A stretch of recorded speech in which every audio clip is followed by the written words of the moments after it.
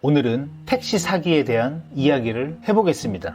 얼마 전에 회사 근처에서 친한 선후배 동료들이랑 술 한잔하고 집에 가는 택시를 타고 나서 시간을 보니까 12시가 훌쩍 넘어 있었습니다. 보통 술 마시고 택시 타면 그대로 자버리기 때문에 이날도 택시에서 아무 생각 없이 자고 있었습니다. 그런데 참 신기한 건 귀소 본능이라고도 하는데 이렇게 자다가도 집에 도착할 때쯤 되면 저절로 눈이 떠집니다. 얼추 도착했겠다 싶어 눈을 떴는데 아직 도착은 하지 않았고 창밖으로 보이는 바깥 풍경은 굉장히 생소했습니다. 순간 정신이 번쩍하고 들어오면서 창밖을 자세히 보니 자유로를 지나고 있었습니다. 참고로 제가 택시를 탄 위치에서 집까지 가는 길은 시내 도로로 가는 경로가 있고 자유로를 타는 경로가 있습니다. 하지만 자유로를 타고 가면 신호등은 없지만 거리가 거의 2배이기 때문에 일반적으로 자유로를 타지는 않습니다. 간혹 출퇴근 시간 시내 도로가 많이 막힐 때를 제외하고는 말이죠. 밤 12시가 넘은 심야 시간에는 시내 도로에도 차가 없기 때문에 10년째 한 동네에 살면서 택시기사님이 자유로를 탄 경우는 단 한 번도 없었습니다.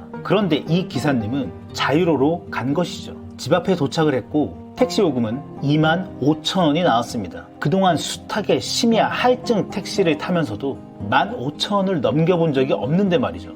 자, 이럴 때 어떻게 해야 할까요?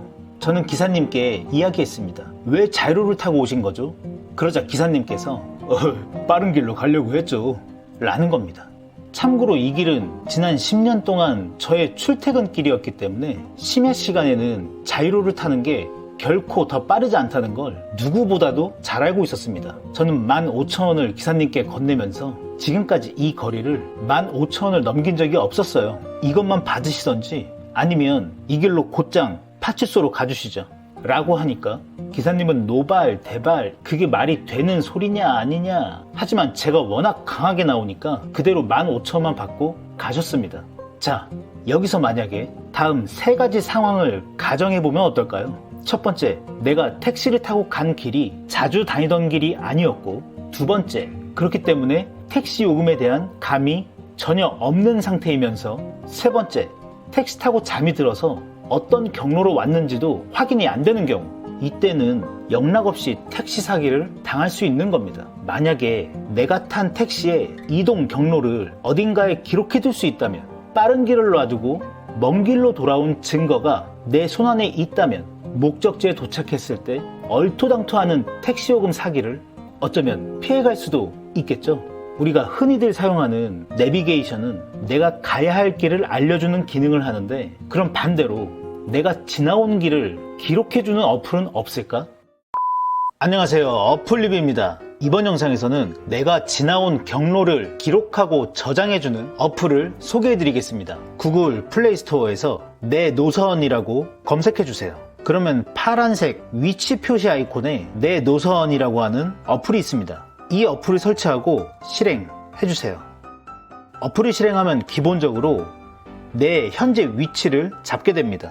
지도는 구글 지도를 사용을 하고 있고요. 어디론가 이동하기 전에 내 노선 이 어플을 실행시킨 다음 가운데 빨간색의 기록 버튼을 눌러줍니다. 그러면 지금부터 이동하는 경로를 이 어플이 구글 지도상에 기록을 해주게 됩니다. 기록을 잠시 멈추고 싶을 때는 일시 정지 버튼을 눌러주시고, 목적지에 도착한 뒤에 기록을 종료하고 싶을 때는 정지 버튼을 눌러줍니다. 기록이 완료가 되면 해당 경로의 이름을 지정해 줄 수 있고요. 저는 내 트래킹 코스라고 입력했습니다. 이 어플에 사소한 단점이 하나 있는데요. 영문판 어플을 번역하는 과정에서 돌아가다, 저장, 버리 이와 같이 한글 번역이 매끄럽지 않다는 단점은 있습니다. 하지만 사용하는데 크게 문제가 있는 수준은 아니고요. 자, 이름까지 지정이 완료됐다면 저장을 눌러줍니다.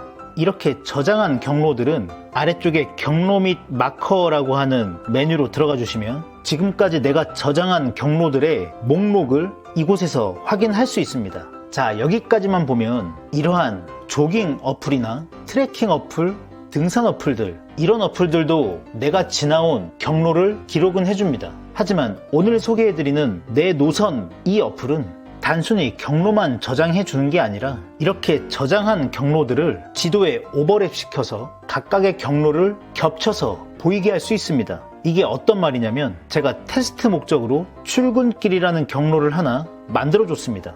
이 경로를 선택해주면 자, 이와 같이 표시가 됐죠. 그리고 지도 탭으로 들어가 주시면 출근길이라는 이름의 경로가 저장되어 있습니다. 자, 다시 목록으로 들어가서 이번에는 퇴근길을 선택해 보겠습니다. 자, 출근길과 퇴근길 두 개의 경로가 선택이 됐죠. 그리고 지도 탭으로 들어가 보시면 지금 보시는 것처럼 출근길 경로와 퇴근길 경로를 서로 오버랩해서 하나의 지도에서 보여주고 있습니다.